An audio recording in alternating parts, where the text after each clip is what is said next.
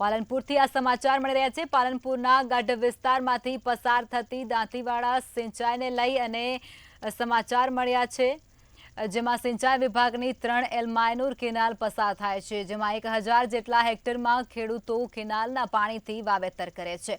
કેનાલનું નાળું તૂટી જતા આશરે 34 લાખના ખર્ચે તેને નવીન બનાવવા માટેની કામગીરી હાથ ધરવામાં આવી હતી। તેમ છતાં પણ પાણી ન મળતા 200 જેટલા ખેડૂતો કેનાલ કચેરી ખાતે પહોંચ્યા હતા અને ગઢ સિંચાઈ વિભાગના અધિકારીને પાણી છોડવા માટેની માંગ કરાઈ હતી।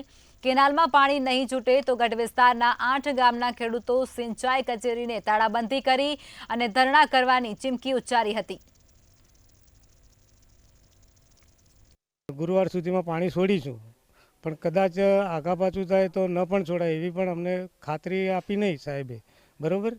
અને આ મુદ્દે અમે અરજી પણ કરેલી છે ભ્રષ્ટાચાર અંગેની, એટલે એ કામ કે આગા પાછું થશે તો પછી થોડા દિવસ કામ લેટ થશે તો પાણી પાછળથી છોડીશું એવું પણ કીધું।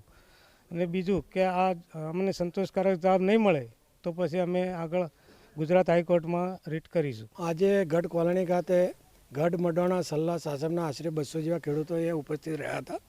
એટલે ડેપ્યુટી સાહેબને પૂછ્યું કે ભાઈ અમને પાણી ક્યારે મળશે? એટલે ડેપ્યુટી સાહેબે કીધું કે ગુરુવારે તમને પાણી આપી દઈશું। એટલે હવે ખેડૂતોને તો પાણીની તકલીફ છે, એટલે ખેડૂતો આવવાના। એટલે અગાઉ નાયબ કલેક્ટર સાહેબ પણ આવ્યા હતા, એ કહી ગયા હતા કે ભાઈ અઠવાડિયામાં પાણી મળી જાય, પણ એ અઠવાડિયે જ્યું આજે 15 દિવસ થઈ ગયા।